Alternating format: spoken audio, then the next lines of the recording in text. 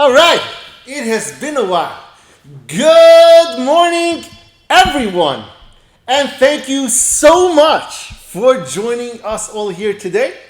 Today's shiur Shabi Le'ilu Nishmas, our very dear friend Menachem Ben Yisrael Yaakov, as well as my dear aunt Rivka Bas Gavriel Tzvi, and for our dear Zaidi Reb Shmuel Ben Yosef Dov HaKohen, and L'Refuah Shalema Bekarov Meshalom Ben Sar Rachel, who I happen to have seen over Pesach, and he looks amazing.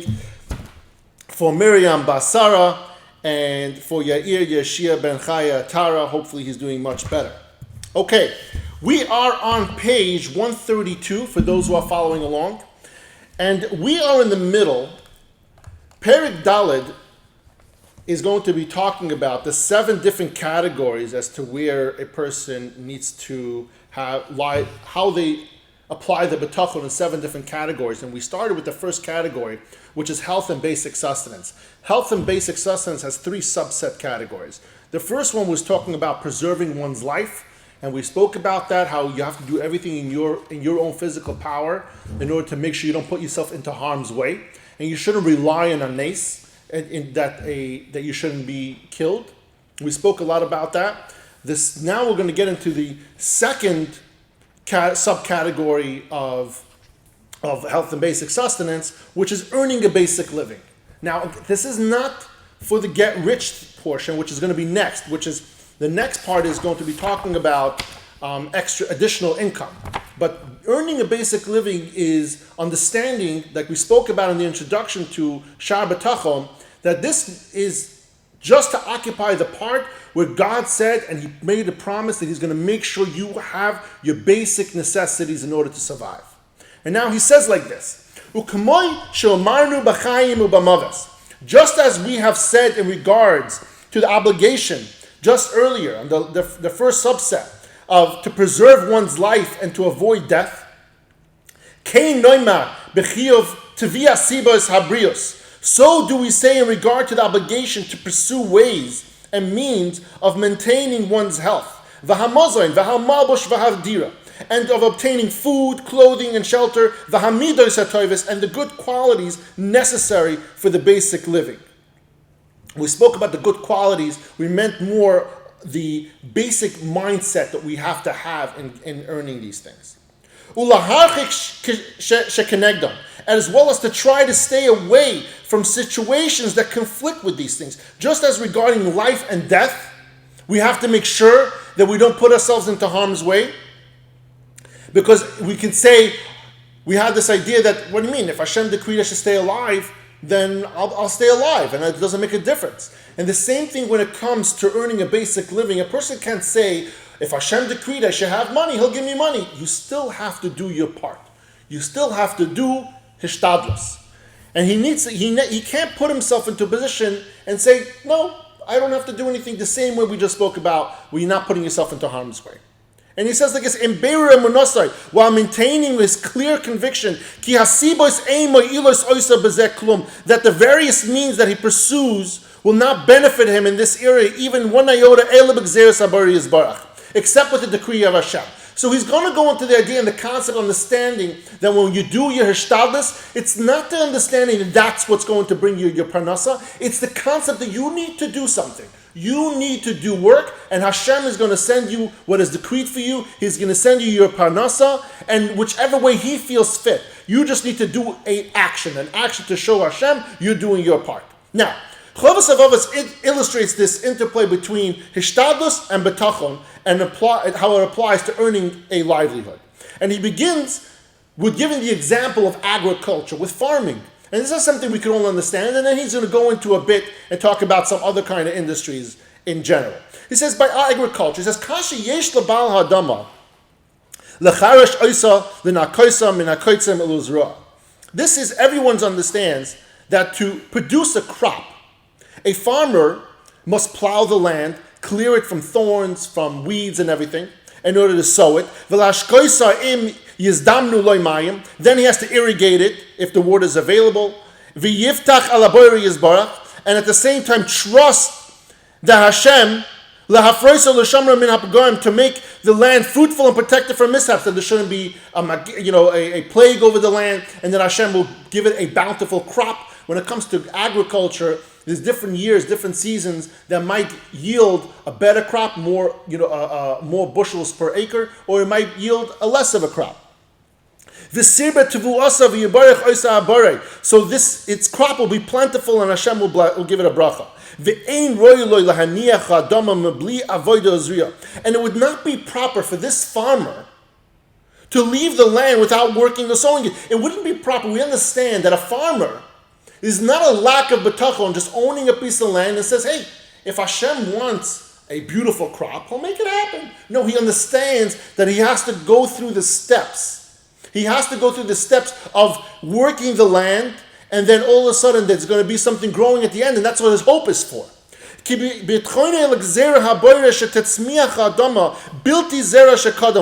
While relying on Hashem's decree that we will have sustenance and trusting that the land will yield produce without having been seeded. So he can't have this idea that he's going to leave the land as is. A farmer truly has bitachon. And you shouldn't think for a second, he's going to explain in a minute how we see this.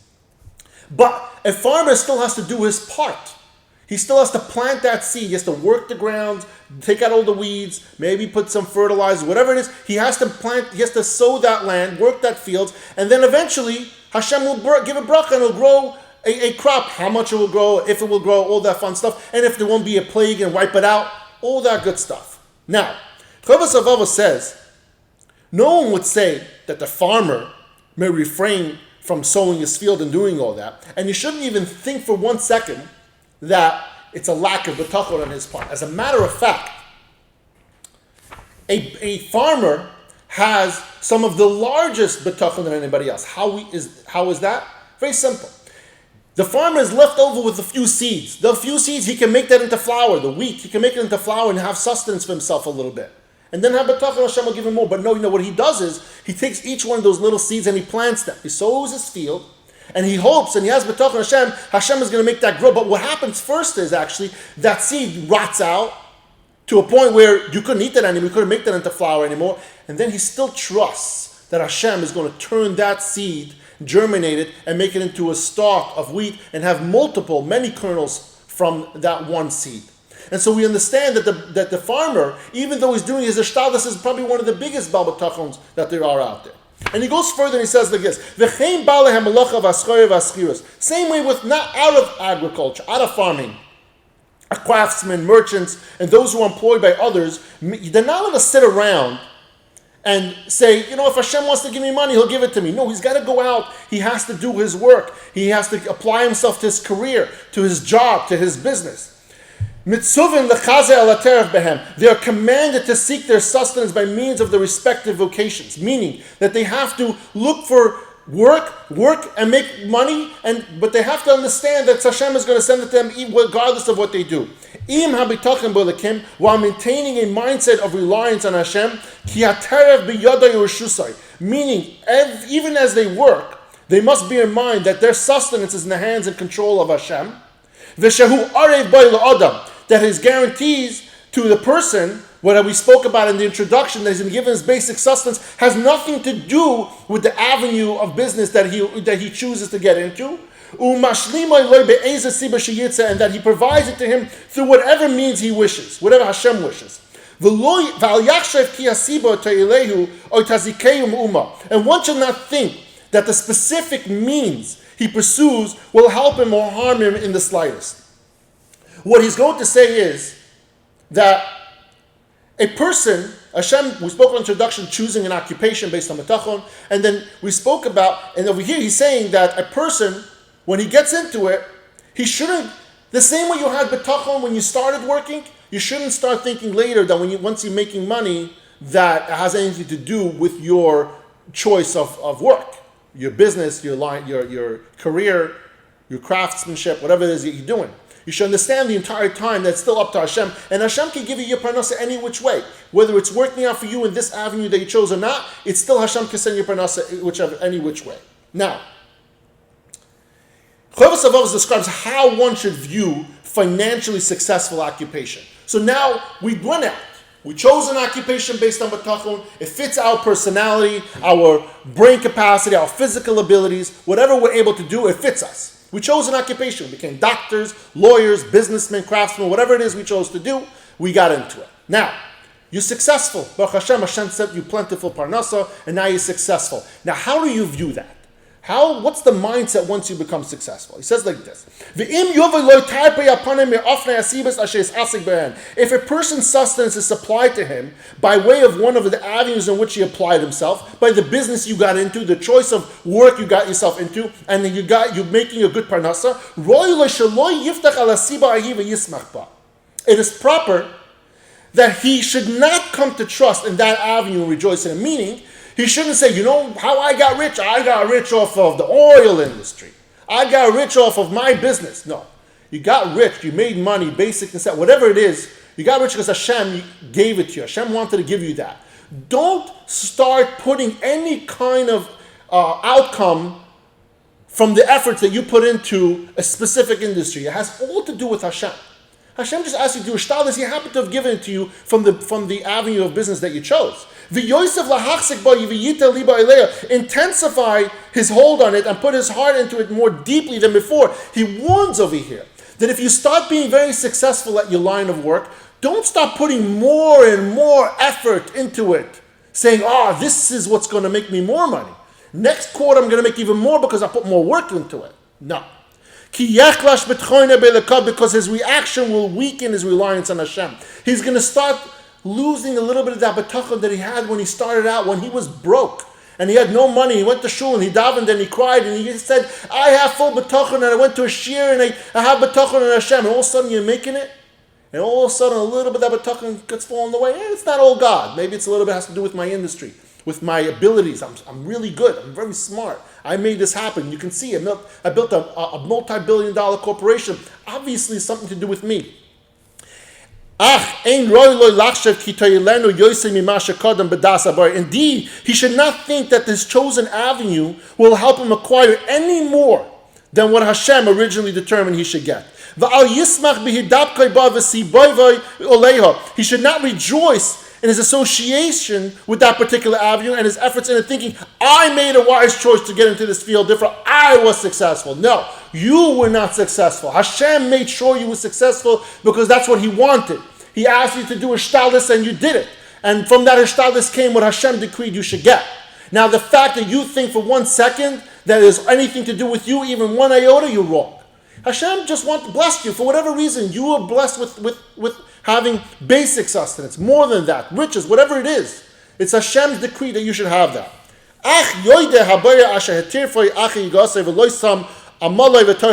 Rather, he should thank Hashem. How he should work his mind is he should thank Hashem who provided for him after he exerted himself and did not allow his labor and effort to be in vain. In the pasuk in Tehillim it says, when we eat the labor from our hands, we are praiseworthy and it's well with us. Meaning that we thank Hashem, that I thank you so much, Hashem, that the effort that I put into my business, to my line of work, my craftsmanship, that's what gave me the parnasa, and I thank you for it. That I don't feel like I did it for nothing. We are human beings, and even though Hashem is going to provide for you, and sometimes when things are not working out from one avenue to another, we tend to fall away from that. But he wants to say, when you are successful, remember, thank Hashem that he gave it to you through the means that you chose. Because you had bitachon in the line of work that you had, and Hashem gave it to you. And he illustrates this idea. He says like this, V'amar echad men chasidim, ani tomea mimi shenoisen lechaver ma shegozaloi etzlei abare. This chassid said, he says, I marvel at one who gives his fellow what Hashem has already decreed he should have, meaning someone came to you for help, and he asked you for tzedakah, and you gave it to him, and he marvels at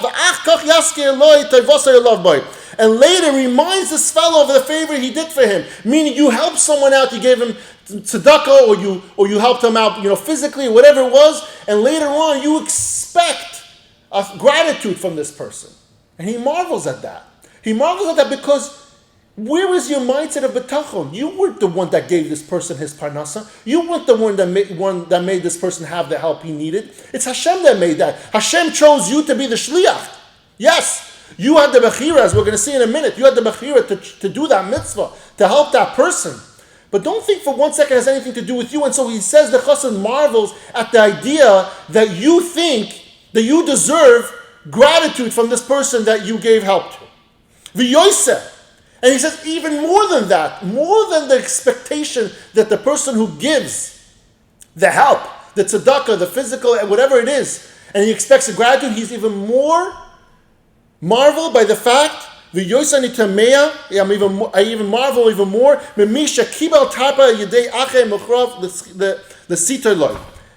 the one who receives his sustenance through another person, and who has, in his case, compelled by divine decree, by meaning Hashem promised this person he's going to get what he needs, and who then humbles himself to the benefactor. So the person who received the charity, the person who received the assistance from another person, first, the chassid said, I marvel at the person who feels like he deserves a thank you.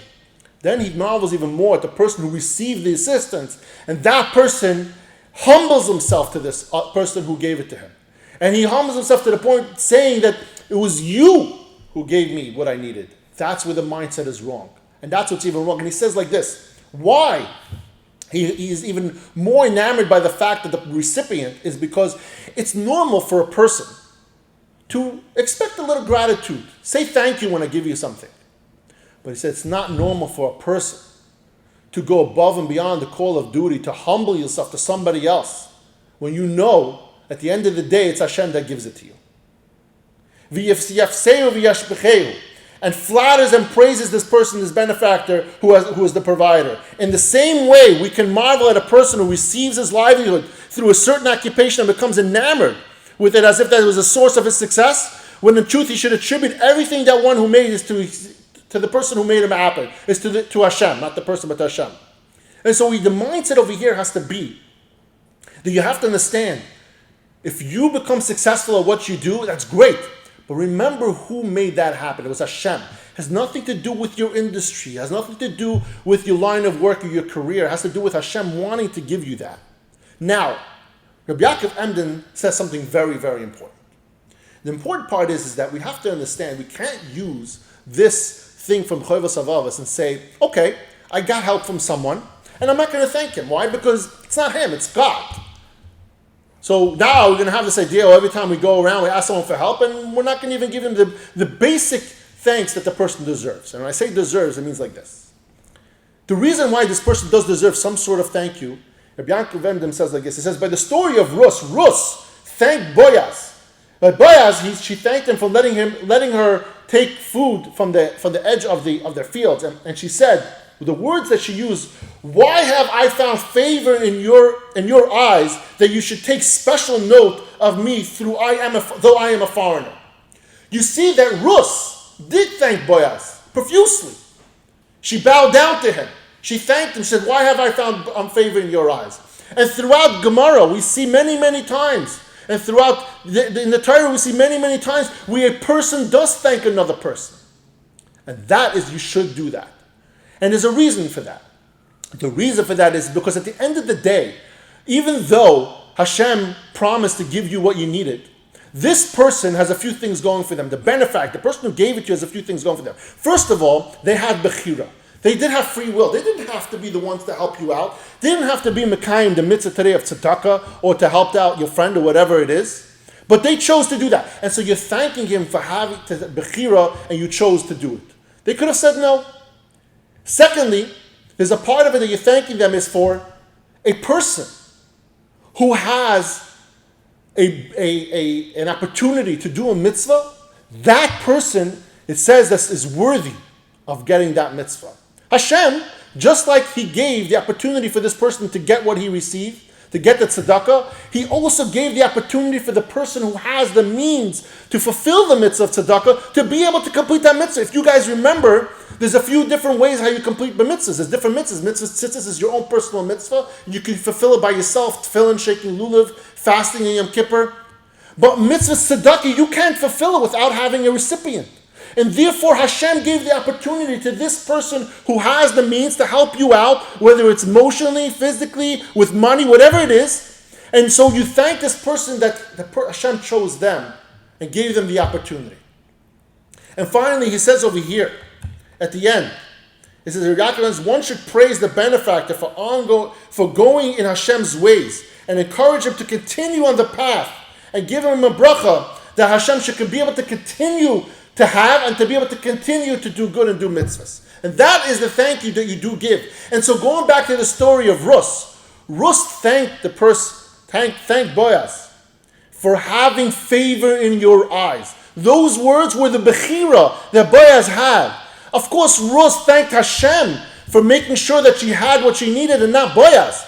But for finding favor in your eyes, for the bechira, that's what I'm thanking you for. And now, to finish up this part, it talks about, Chovos HaLevavos now describes how one should view an unsuccessful occupation. If things are not going the way it's supposed to, or the way you feel it should go, or things are not going the way you're having a difficult time. And if one sustenance does not come to him by the way and the avenue that he is pursuing currently,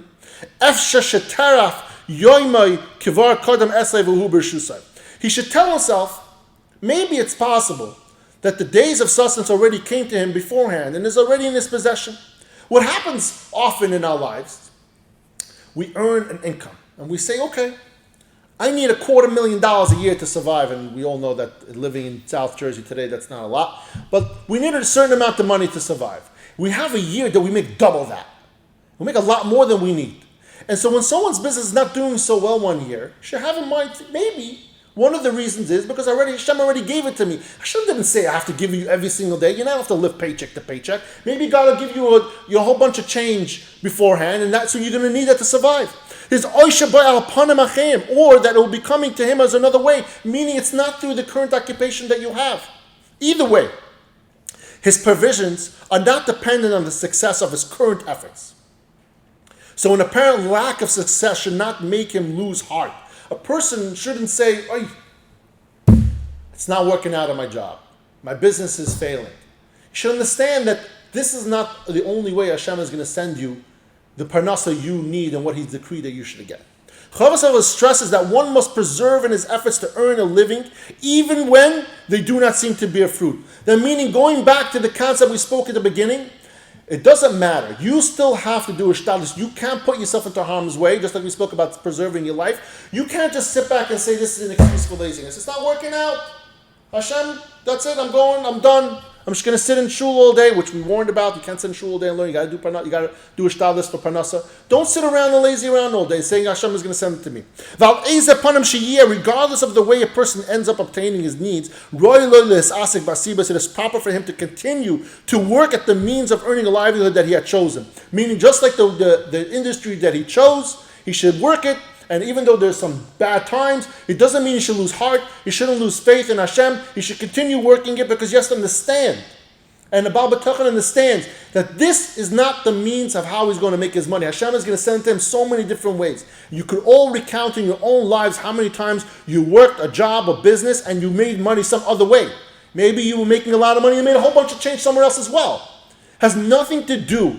Your outcome has nothing to do with what you are actually doing. It's just the idea that you are doing something. That's what Hashem wants. And he should not slacken from pursuing those means.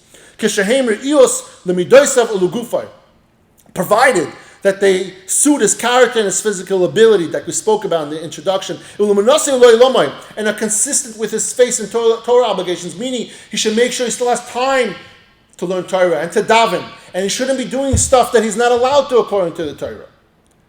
Kasher kadamti, as I mentioned earlier, we spoke about in the Pesach. V'yiftach imzeh al. And along with his effort, he should trust in Hashem. Shelo yazveyu v'lo yarpeyu v'lo yis'alem mimenu. He will not forsake him, let go of him, or ignore him. But Hashem will surely send him his livelihood. K'moshe Nema, it says, Toiv Hashem l'moiz b'yom tzar v'yodei achoysaboy. Hashem is beneficent, a stronghold on the day of distress, and mindful of those who take refuge in him. Meaning Hashem will help you if you have that bitachon in him. Understand, Hashem is going to take care of you, whether it's from your industry that you chose, whether it's hard times or not. You still need to do your part. Because don't think for a second that you're smart. You're not. You're just doing your part in order to put food on the table. There are plenty of smart people out there who can't make a dime. And there are plenty of people out there with less of a brain who are making a lot of money. That's because people say, luck. It's Hashem.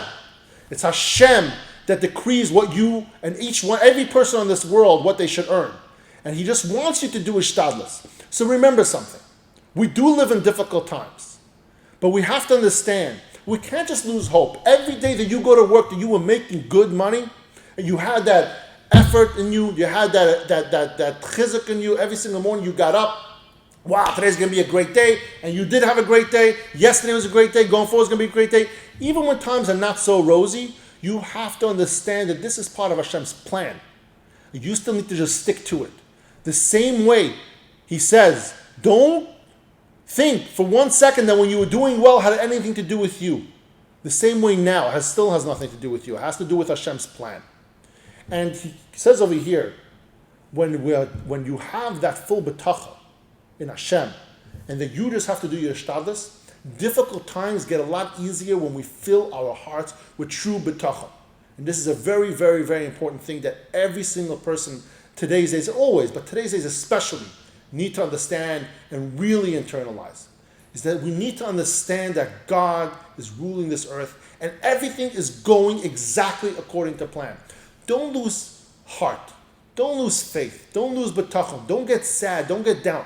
You same way, you go up every single day, you have your schedule, you go to work, continue to do that. Continue with your Seder Halimud, continue with everything that you need to do the same way you were doing it till now, and you were smiling, continue to smile, because this is exactly what Hashem wants for you right now. And He wants this for every single person, whether you're doing well, whether you're not doing well. And that's what this category covered. Whether you're doing well or not, you have to always remember that it's only up to Hashem and Him only. It's not you. He just wants you to go out and do your part. Thank you, everyone, for joining us all here today, and I love you all.